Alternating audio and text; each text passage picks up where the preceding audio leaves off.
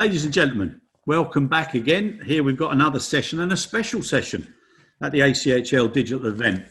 I've got the pleasure of having a young man who's one of the most intelligent, and I'm just so impressed with the things that he's shown me. And he's the CEO of Vastzmindz. Now, to add to that big build-up, his name is Nikhil Sehgal, and he's no relation to the film star.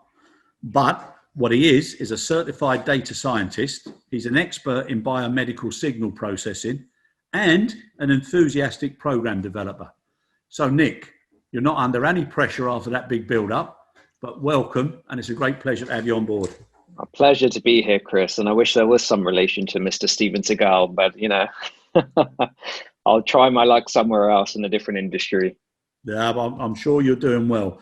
Now, Nick, before I pass over to you, just to give a little bit of a background as to what Vastzmindz is and what you're doing, I just want to thank you first of all for getting in touch with the Saturday show and also sending us some samples of the app, which was absolutely superb. And dare I say, had I had it a little bit sooner, I might have ended up going to hospital a lot earlier than I actually had to. So we'll get to that again later on. So if you can just let everybody know a little bit, just very briefly, about yourself and why you've created Vastzmindz. Yeah, absolutely. Thanks, Chris. So hi guys, I'm Nikhil Sehgal, and as Chris mentioned, I'm the CEO of Vastzmindz. So I actually started off my career in a completely different industry to the one I'm trying to tackle at the moment. I started off my career in financial services.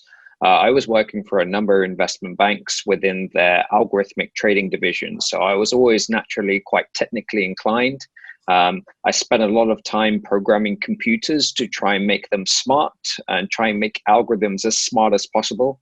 Sometimes that doesn't always work in the financial markets, and if you get it wrong, it's the repercussions are far bigger than than you'd like. But during my whole process during the early stages of my career, I became very interested in how artificial intelligence and some of the same algorithms and intelligent machines I was developing could be used to transform healthcare.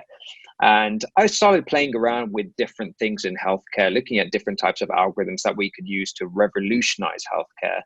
One of the very first experiences I came across was a data set from Wisconsin Hospital, which consisted of a few hundred individuals of female patients that had either malignant or benign breast cancer. And I was able to take a similar algorithm I used in finance, apply it to a data set where the objective was to predict whether these individuals had benign or malignant breast cancer. And I was able to do that. So this machine was able to diagnose a few hundred patients with 96% accuracy as to whether they had benign or malignant breast cancer. And from that point, I was hooked. If machines can do this, and machines don't get tired, machines don't make errors, they don't need to go to sleep, they're constantly running. And if machines can be this accurate in diagnosing serious diseases, then what else can they do? Sorry, Nick, just to interrupt you there. I take it that was based on a series of findings or situations or scenarios, or it was just analyzing data. Yeah, exactly. And actually what had happened is doctors would take what's called a fine needle aspirate test, which is taking a small tissue from the breast of a female patient and analyzing different statistics about the cells within that tissue sample. And it was a machine that we trained to look at the different types of cells within that sample and actually predict whether that person had benign or malignant breast cancer. Previously, this was just done by, you would need to be trained over a number of years to be able to look at this sample and actually determine whether this person had malignant cancer, which is serious. So it takes years of experience to be able to do that. And the machine's able to learn and do that within seconds. Given that they have the right amount of data to be able to do that, which thankfully in today's day and age, which is a very technologically driven day and age, we are generating enormous sums of data every second, even from our mobile device, from our wearable devices. It's incredible. Okay, right, very good. So as a fellow algorithm developer. I'm only joking. I wish I could, but it was, when I first spoke to you, it was really, really interesting stuff. And I'm so pleased now that we followed on. Now, what I'd like to do first of all, and then you correct me if there's any technical or medical terms that I'm using incorrectly, Nick. Yeah, sure. I asked you, and the sort of clarification was, so first of all, this is not a diagnostic, this Vastzmindz app, okay? But it's part of a prevention cycle, and it allows people to gain a lot more awareness about themselves and what's happening. So it's just one step in that well-being or awareness cycle, yeah? Correct? That's absolutely correct. Absolutely correct. And then on top of that, because of the ever-increasing acceptance of biometric risk assessment and biometrics in principle, the two then come together to produce something that is of great value. Now, I've seen it. So can you just describe what Vastzmindz is and how it works? Because I know you've got a new Android release that's available to go out shortly. We do. So Vastzmindz is all about, the reason why we started Vastzmindz was allowing individuals, regular individuals like you and I, to access more information about what's going on inside our bodies. That's really it. Now, there's a whole range of information you can get, but you have to go to a hospital and hook yourself up to expensive machines. We're not in the business of doing that. We want to make it as easy as possible for someone to look at what's going on inside, what's happening inside my body. Am I healthy? Am I not? Is something going wrong? Now, what we do at Vastzmindz is we take a video feed of an individual and we analyze it. Believe it or not, every time blood pulsates through your body, your skin changes color. It's a really weird phenomenon, and it's something humans can't notice with their naked eye. But it's something that if you look at a video feed of someone, the pixel values within that video feed will change ever so often. And that's reflected of the color change underneath your skin. Now, what we can do is we can manipulate those changes in the pixel values to extract a whole range of information about someone. And this is the important part, non-invasively. This is all remote, non-invasive, and through a camera alone. And that includes their real-time heart rate, oxygen saturation level, respiration rate, mental stress levels, blood pressure, and other stuff, that other features that we're working on as well. But it's all about empowering every single individual with enough information about themselves so that their doctors, and also not just their doctors themselves, can make better lifestyle choices or lifestyle changes to better put them on a better health trajectory. And really, that's what we're after. I mean, we're in a pandemic at the moment, which is COVID-19. All right. I think there's another deadlier pandemic, which is not getting enough attention. And that is an increase in chronic diseases like obesity, diabetes, cardiovascular diseases. And these, the crazy thing about these is probably, I would say 70% of them are driven by stress and lifestyle choices. And I'd say a majority of those chronic diseases are preventable. If you act early, you can prevent the disastrous trajectory of these diseases, which in most cases results in death. And actually, the World Health Organization predicts that over 70% of worldwide deaths will be as a result of chronic diseases, which are driven by simple lifestyle changes. I mean, if you look at the amount of stress that's been generated in this day and age, obviously mental health is a big issue with everyone isolated at home. There are steps that we can take to prevent these chronic diseases, but I think this is a deadlier pandemic, which is not getting enough attention. Okay, fair enough. Now, one of the things that I said to you when we first spoke about it was my kids bought me a Fitbit, the old, and then I bought myself a watch that had linked to the app on the phone, etc. So I was able to do it. Now, as soon as you get one, you almost start to become obsessed. You've got to do your 10,000 steps.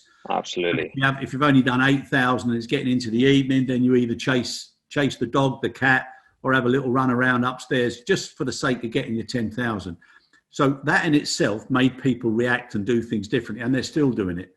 Mm-hmm. So when you showed me this app, I was conscious that this was like a next step in that awareness and that understanding.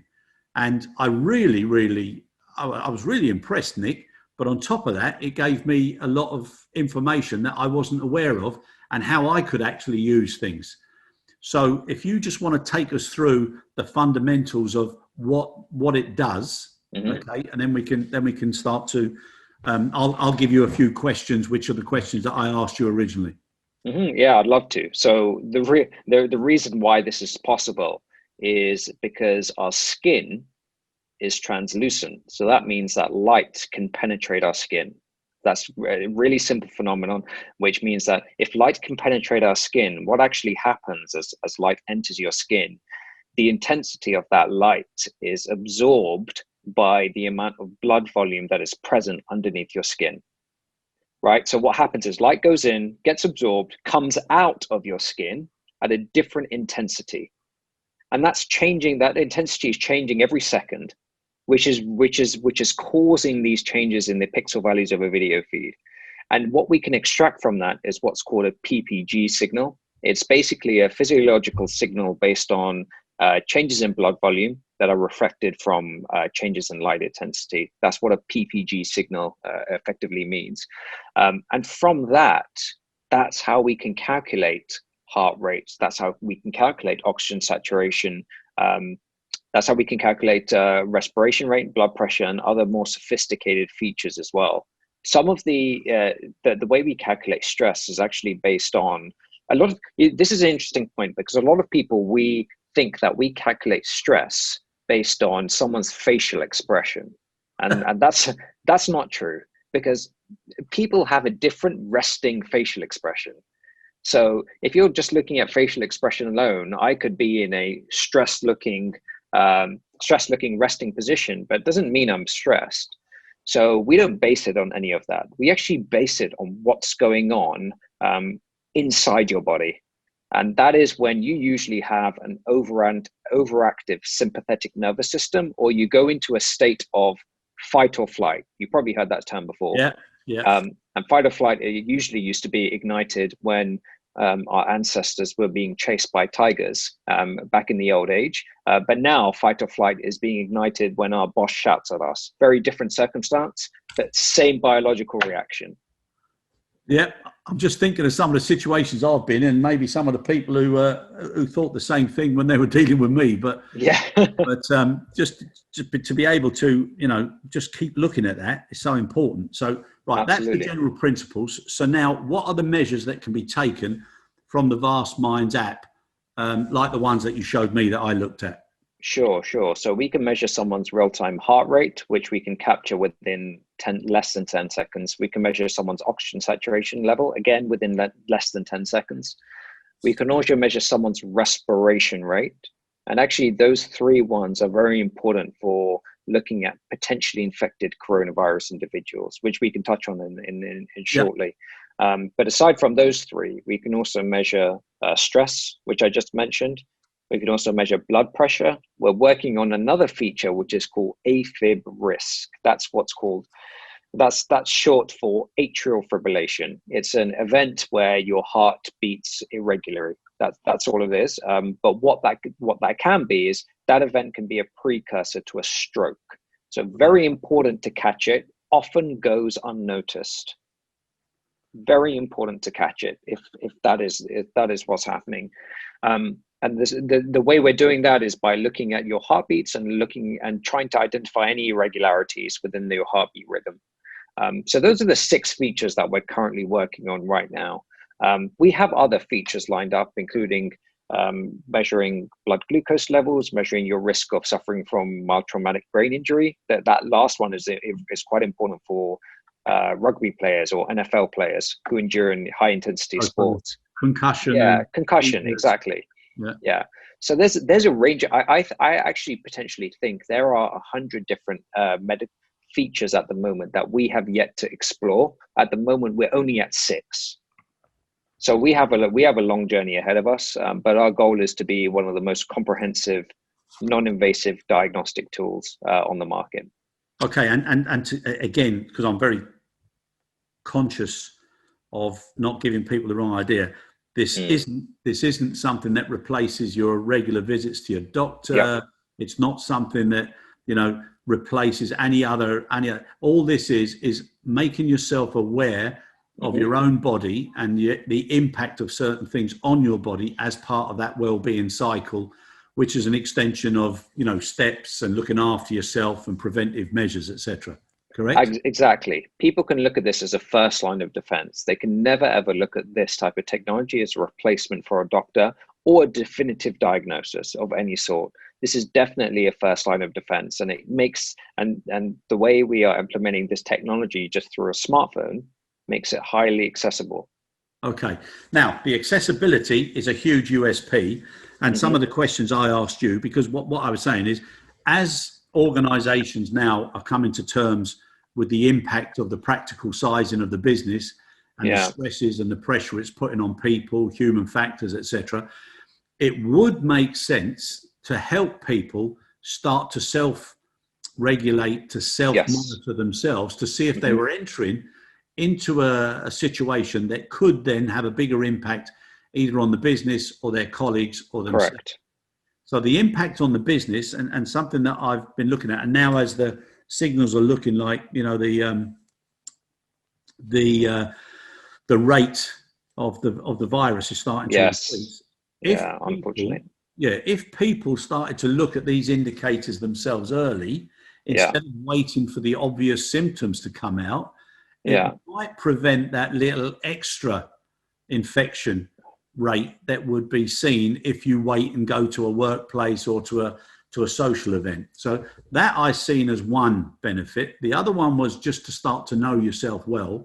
But from a company's or an organization's perspective, I thought it was superb in as much as if you decided to keep data and help people and say, look, we're able to supply this app to you. What we'd like you to do is do your own self-analysis an hour before you come to work or before you leave for work. And also, we recommend you do one before you leave work. So you've got 2 readings a day, and it starts to collate all that information and early warning symptoms.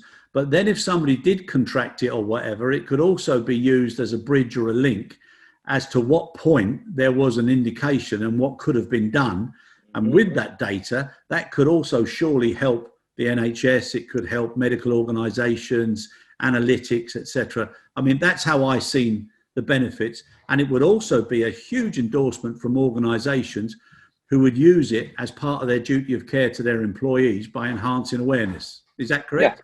Yeah, no, that's you got it spot on. And really, this is again, it comes back to the USP that you mentioned, which is accessibility. Yeah. So making this more accessible to anyone allows them to take better actions to either prevent, let's say, I mean, talking in the current pandemic terms, to prevent the outbreak of further infections. And I mean, and you actually just mentioned another very important point there, which reiterates the fact that this pandemic and this virus is new. We still don't know much about it.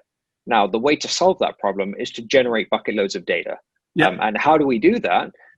Well, make let's say vital measurings or vital recordings more accessible. Now, once we do that and someone does pick up a virus, we can continuously learn to see at what point in the deterioration of their oxygen saturation or increase in their resting heart rate, was there the case of a positive COVID infection. And that it all comes down to generating data. And how do you generate data? Make things more accessible. Once you make things more accessible, you have a far better chance of understanding a situation in a very short period of time. Yeah, and the reason I'm saying that is because like part of this conference, one of the speakers that we had on was a lady who's created a model which is Airbus backed. But when she told me that the access to the data, billions of whatever you want to call them, of data was made available, and that was what was able to then give them the better accuracy. It just blew my mind, the amount of data that's available that's not being analysed and not being used for the right reason. And that's why I thought, my goodness me, this is incredible. And especially now as people have started to appreciate, most people weren't bothered about oxygen levels and all that. Yeah. They're starting to realise that was a key point of when you should go to hospital, why you should go to hospital, and what treatment should be given to you. Yeah. So if people are able to, look at that, and if they're also aware that if you yourself start blowing in and blowing out, should be able to increase your oxygen levels just by doing that to give you a different reading. So you should be able to make it go up a little bit. But for those who can't, it's a clear sign that there's something wrong. Absolutely. Absolutely. Again, and how else would they know this? I mean, typically to measure your oxygen saturation, you need to buy a pulse oximeter. And it's no wonder that pulse oximeters are flying off the shelf at the moment. Yeah. But they're still pretty expensive devices. So for a device that can just measure your oxygen saturation, they can go up to they can exceed £100. Yeah. Just for a pulse oximeter. So these are expensive devices. And again, cost is another issue. Cost makes this inaccessible. So it's not just buying the hardware device itself. It's the cost. Yeah, exactly. So if you look at the people that we've had now, that we've had on the show, and the ones that are going to be presenting on the 21st, 22nd, 23rd as part of the digital event, we've got lots and lots of airports. We've got lots of carriers. We've got lots of GHAs. We've got IT support companies. We've got enablers. We've got lots of stakeholders. So every single one of them could actually make this available to their staff, and especially on the airports, which could be seen as another indicator, and not so much as a tick box with regards to these hygiene tables or these compliance tables or customer or consumer confidence tables. But this is something that educates people and helps people understand how to read certain signs about your body. Yeah, absolutely. And actually, just touching on that point regarding airports and regarding the current safety measures they have in place, of course, every airport has multiple touch points where your body temperature will be measured. Yeah. And the the World Health Organization, the WHO, said back in February that just measuring your body temperature alone is not an effective way to stop the international spread of the virus. They said this back in February. Now you can't blame airports for increasing the amount of touch points where your temperature is measured, because that's all we have to work with at the moment. So the whole point of this is actually providing a different set of data with which you can make a more accurate assessment of whether someone may be infected. And how, of course, it's mitigating business risk. At the end of the day, it's a win-win. I see this as making this type of technology more accessible as a win-win for the business itself, which helps them manage their business risk. Because getting an outbreak at an airport or on a specific airline is, of course, you have reputational damage for that as well, amongst other things. But also it's a win for the consumer, who better understands their health and can take better action to make them a healthier person. Exactly. And just taking the principle of algorithm and data. Yes. So just correct me if I'm wrong. In essence, if I wanted to travel in 2 weeks' time, and I'd been doing this like I would with my steps, and in your steps it keeps a history of whether you've done more steps this week or yesterday or how many, etc. So if that data was made available, then in principle, before I would even come to the airport or the day before, that data could put me into a category of passenger that either shows that I'm green, absolutely nothing for the last 2 to 3 weeks, indications of temperature or stress or whatever, or it could put me in amber because there was a few recent ones, or it could put me in a red zone whereby somebody from the carrier would have to send something to the individual for them to complete or to check on before they came to the airport. Yeah, exactly. And we actually already do this at the moment. So we look at your history over a 5-day period to look at how your vitals have fared. And we actually give you an overall risk score based on that at that point.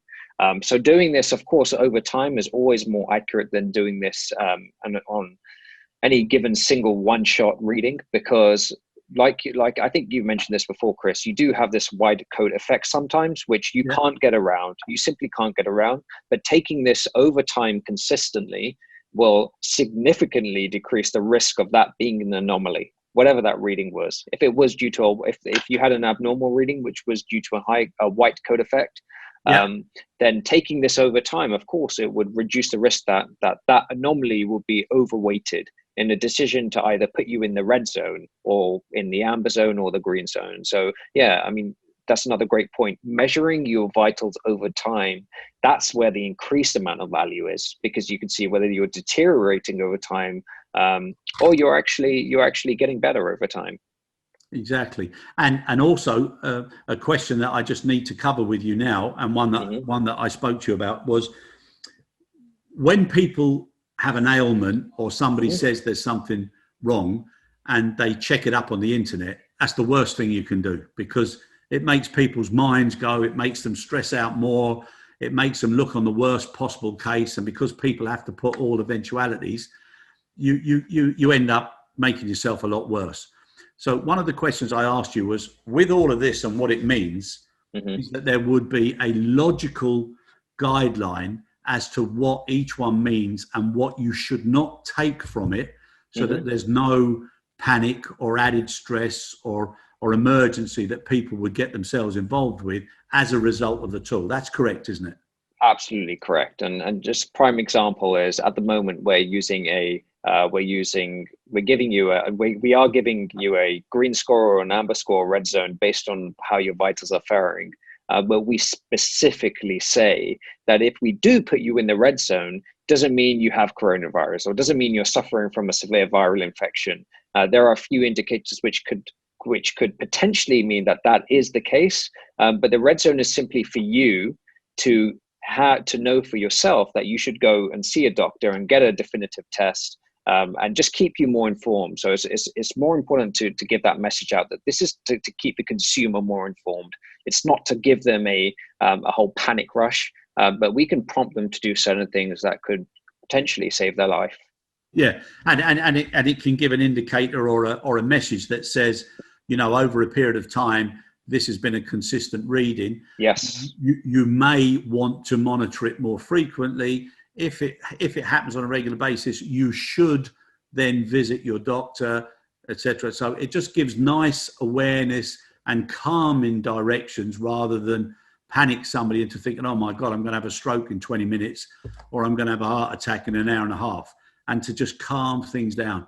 But if it's done in a very simple, informative way, then it's a great well-being added value over and above your steps and other areas that people are looking at now. Yeah, and we need to get into the mode where we are wanting to know each individual more. Like at the moment in our healthcare system, we, based on your certain symptoms, will put you into a generic category, which may mean you have a certain condition. And that's very generic. We need to be able to know people individually. We need to give highly individualized recommendations. And the only way we can do that is by making the health assessments more accessible. So for you, you may have, let's say, if you look at your blood pressure, for example, for you, a particular blood pressure may be normal, and for someone else, a particular blood pressure may be normal for them, but they could be completely different. Yeah. So we can't put you or the other individual into just generic categories. We need to know you. We need to see really what would be of value to you is if we learn what normal is for you. And then over time, if there is anomalies, then we could say, hey, your resting heart rate looks a bit out of check. For you, this is Chris. I know you, Chris. Your resting heart rate is usually between 70 and 80, but I see a reading of 95 today. Maybe you should check that out. Yeah. So it's knowing more about each individual. And I think that's that's one of the other messages that we're trying to really push. And plus you can categorize it and have influencing factors like, size, weight, age, mass index, etc., level of exercise, what types of exercise.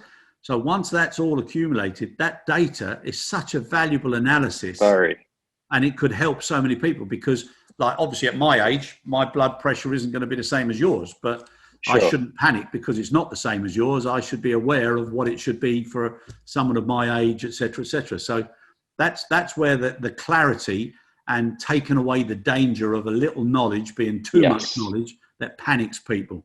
Exactly. It's all about getting to know the person. So like one bad example right now is the American Heart Association.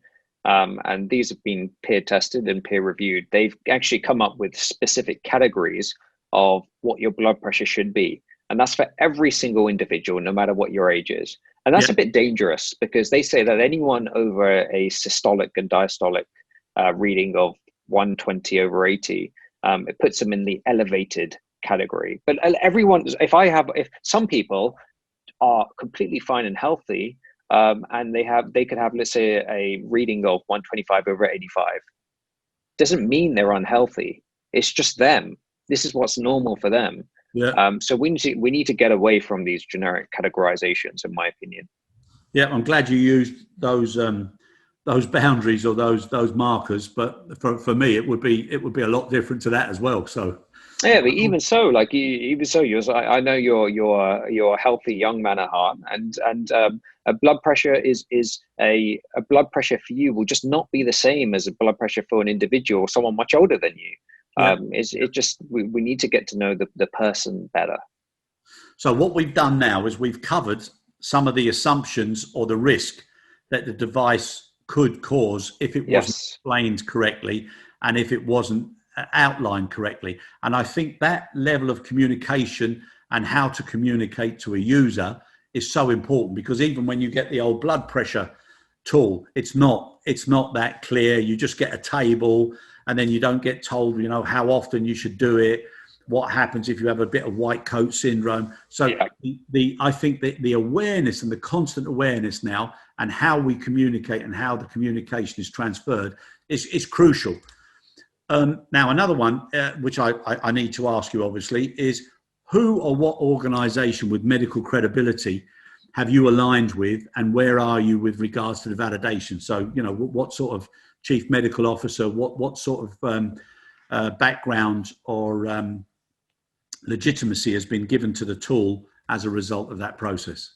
Yeah, of course. And proving efficacy and accuracy of the tool is probably one of the most important things for us. So we've brought on board a chief medical officer a few months ago now. But his name is Dr. Raj Kumar. He's quite a well-renowned medical scientist in the UK. He was previously the vice president worldwide of GlaxoSmithKline as well, where he spent several years developing several blockbuster drugs. So he has had a lot of experience with developing a new tool, such as drugs in his case, and conducting the right studies to prove the efficacy and accuracy of those drugs so that they could really be released for FDA approval and also a CE marking. So one of the things that we are doing at the moment is conducting studies whereby we would hook up an individual to a regulated device. And this could be either a pulse oximeter or a specific specialized cuff machine for blood pressure. And we would also take a simultaneous recording of our device, so the readings from our device, and we would sync them and measure the error. At the moment, we have around 4 measuring heart rate, oxygen saturation for measuring stress and respiration rate. We're above 96% accurate in each of those regions over around 100 different tests. So we are also wanting to conduct studies with university hospitals and independent organizations that will give us that extra credibility that, yes, our tool is accurate. Yeah. So those hopefully will take place over the next couple of months. I think in the aviation industry, some of the managers and senior C-level guys, they'd be willing to do this on a regular basis just to see how the stress and how the pressure was affecting them. Yeah, absolutely. So for any labor-intensive industry, of course, the stress management is a big problem, and also high levels of stress can lead to a deterioration in productivity, which can actually lead to a deterioration in bottom line profits for an organization of that. With especially for an airline organization. Yeah, I've got a few colleagues that I know at the moment. I might, if I was able to, I'd gift it to them because I know, know how much pressure they're under. So absolutely, a bad thing. Now, as far as the speed and the time and the scope to release this, when do you think it's going to be available? And to what degree, or to how you would like either startups to be part of the data collection and make a commitment as part of the sign up for the tool? Yeah, absolutely. Well, actually, we're already testing this now with a couple of organizations. So that includes life and health insurers. It does include some specific airlines which have shown interest in this as well. So we're already testing this now, and what's happening is organizations themselves are conducting independent studies in-house. versus specific regulated devices, because we do want to instill confidence within that organization that our device is accurate. So what organizations typically want to do is conduct their own tests, where they say, okay, this is what you say, let's conduct a test. We'll mutually agree on what the benchmark device will be. But if we come to the same outcome as you do, then we'll be confident that you are providing an accurate device that could be used for all of their employees, for a group or group of employees. So we're actually already testing this at the moment right now for some of the more sophisticated features, like blood glucose levels. That would likely be in Q3 next year. But for some of our immediate vitals, such as heart rate, oxygen, respiration, stress, blood pressure, we're actually already on the market testing these with a couple of organizations as well. Okay, and how's that going at the moment? Yeah, it's great. I mean, one of the things that's a challenge for us is this is a new type of technology. So we need to be able to educate and instill confidence in the organizations to make sure that we are providing a good and accurate device that can potentially replace some wearable devices at the moment. So of course we've been, aside from the aviation sector, which has become a recent interest, life and health insurance has become a big deal, because if you sign up for life and health insurance, typically you don't speak to your insurer again for the next 30 years, and your premiums will continue to increase at a pre-agreed rate. And that's not really the model that they want to adhere to anymore. They do want to adhere to a incentivized model whereby if you are getting better over time or showing signs of improvement, you should be rewarded for that. And that might be financially, or in Vitality's case, if you hit a certain number of steps, then you would receive, let's say, free cinema tickets or vouchers to go eat at Pizza Hut or Nando's or any one of these. Or maybe selected eateries that wouldn't be selected. Yeah, I mean, Pizza Hut wouldn't be the best, but selected eateries. No negativity there. Yeah, but actually, so life and health insurance has been a major thing, and we just actually signed a partnership agreement last week with one of the largest reinsurers globally, and there's General Reinsurance, to look at how we can tailor our product towards the life and health insurance industry.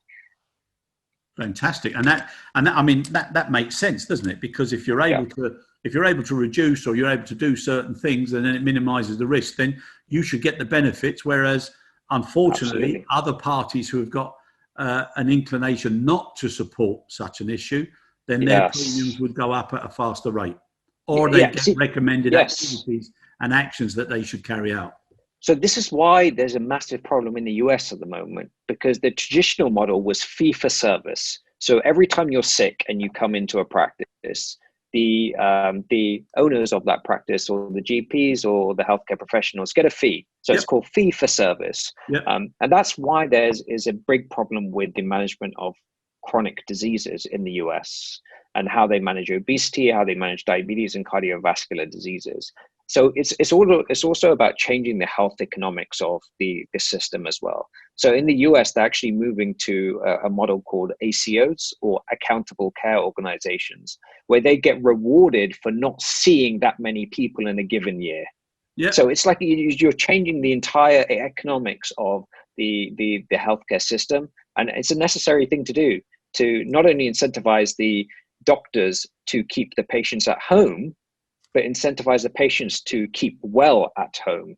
Yep, exactly. Because under the first example, the fee for service, anybody who's in the medical profession would see that as that the prevention reduces revenue. Yes, so that's they exactly don't want to right. reduce their revenue. And then if they understand that by their education, their awareness, it makes it more effective in their practices, and as a result of their registered patients having reduced problems, etc., they should get the benefit because they're encouraging and directing that awareness. Exactly.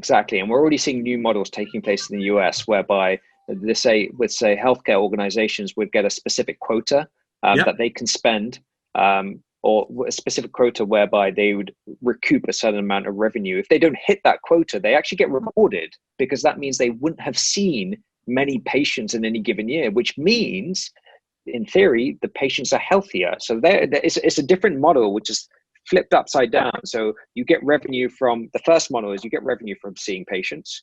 The second is you actually get revenue and subsidies from not seeing patients. It's a model which has been flipped and is gaining mass popularity in the US at the moment. And if that revenue from a reduction in seeing people, if some of that revenue was then reused with education and giving people better tools and making them more aware, then it's a cycle that will continue, and it will go from generation to generation. Exactly. You can only get better from there. Yeah, no, that's fantastic. So now, if I was to look at it for the very first time, okay, what would I see as the person who's got it on my phone? What would I actually see? So if you could describe that, and I know we've got a video, so you're going to send us the video. We're going to put the video up as well. Cool. So that will show it in motion, and I think the example has got your wonderful low stressed face on it as the model. So hopefully that will be still the case. But what would I see now for the very first time if I downloaded the app? Yeah. So one thing is extremely easy to use. There is literally only one button you need to press. So once you get the app on your phone, it opens up, it connects to your front facing camera. It opens up. You'll see a small circle in the middle of your screen where you're meant to place your face or direct your face within that circle. And there's one button that you need to press to be able to start an execution. And it's very simple. After you press that, you'll see a white line start appearing on the screen. And that's really cool because that white line is actually showing the signals that are the real-time signals that are being emitted from underneath your own skin. So you're not even touching your face, but you can see the signals that are coming from underneath your own skin.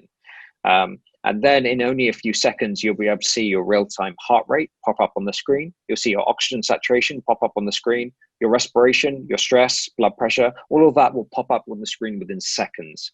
And you can effectively have a comprehensive health assessment within 60 to 90 seconds. What you would then see after that is we do take you through a couple of questions, which are not heavily weighted in our algorithm because we do want to move it's very hard for someone to if they don't feel ill, I'm not going to say I'm ill. So we don't weight those questions with too much importance, but we take you through a series of questions, 4 or 5, relating to whether you have a fever, whether you're experiencing shortness of breath. But even if you answer no to all of those and you say, I'm fine, but we detect some anomaly in your vitals, we can still flag you. So this is the great thing. It's not just reliant on someone typing in their symptoms. And then you'll see actually the third screen, you'll see a green, amber, and red score. So we will give you a risk assessment for yourself based on how we saw your vitals fare over that 60-second reading. And then that whole process probably takes about 2 minutes maximum. And you would then have in 2 minutes a risk score, like you mentioned before, Chris, of whether I am in the red zone, in the amber zone, or green zone in terms of my risk of suffering from a viral infection. Yeah, I think it's fantastic. And like I said, when you first made contact, I was so pleased. But also when you allowed me to have a look at it, I was over the moon.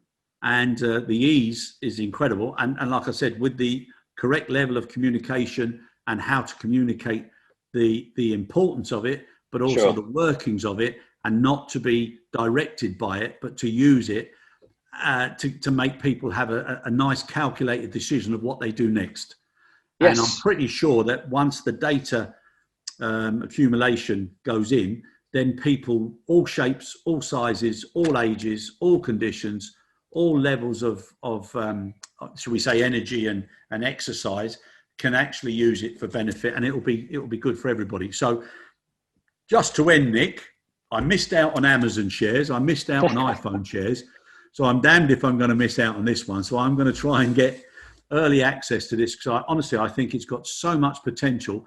And from the data management, there's so much benefit that could be given to governments, national health organizations, like you said, insurance companies, just the way people should be working, schools, and also, universities. Also for those people out there who know that certain situations stress them or they think they do, now they can take a measure to see if it actually does or whether it's or whether or not it's in their mind. And absolutely. Yeah. Maybe even when people are giving performance reviews, they can do it on both people to see whether it's them or the performance that's causing Exactly, stress. exactly. You got it. So it has an application in a wide variety of industries, and obviously aviation is a big one. Just given the fact that half the usual amount of people are flying, given the current pandemic. So how can we just help it easier and restore confidence in traveling for the passenger during this difficult time? And again, it comes down to accessibility, and also removing multiple touch points when you're going through airports and various security measures. You want to make this as seamless as possible, but as safe as not compromising risk or security. And so, it's all about giving people better insight to what's going on inside their body. Yeah. So for pilots, takeoff and landing could be a measure. For people going through security in a rush could be a measure. Getting to the airport late is a measure. So all that data could add up. So like one of the great things that I also think this could be a great application for is security as well. So enhancing security measures, airports are very open to implementing new biometric facial recognition software to increase risk-based screening analysis. So looking at the stress of individuals as they pass through customs or passport control is a great indication for increasing security measures within airports. So it's not just about looking at this purely from a health perspective, but what does this also tell us? Yeah, it also helps people do a better risk screening, which then makes selected process a lot easier. Yeah, the majority of people who would never get involved in anything untoward or illegal or whatever. So it's got a much better intelligence combination of systems that would go in with the biometrics and also the data. Of course, and it removes any ethnic bias. We're not basing this on ethnicity. We're purely basing this on what we're seeing from you, what's going on inside your body. Yeah. Nick, I think it's fantastic, my friend. And as soon as we finish this podcast, I will be sending you an application for shares. Oh, absolutely. I'll reserve some stock options for you. Don't worry. Good on you. Good on you. Listen, I think it's great. I've really, really enjoyed talking to you. And I'm pretty sure everybody that's been involved in the event so far will also be interested to see it. And let's see where this goes. So we'll have another follow-up, perhaps in a month or in a couple of months, just to see where it is. Absolutely. It's been a pleasure speaking to you, Chris. And let's definitely keep the conversation going, and we'll definitely have those follow-ups. Yeah, likewise. And give my best regards to your dad. Absolutely. Who I've dealt with on cybersecurity and GDPR. So well done, guys. I'm sure. You might even get contacted by Mr. Sehgal himself. Oh, well, yes. Right? All right, guys. Take care, Nick. Really appreciate it. Thank you so much. Take care, Chris. Thank you. See you guys. Thank you. Cheers.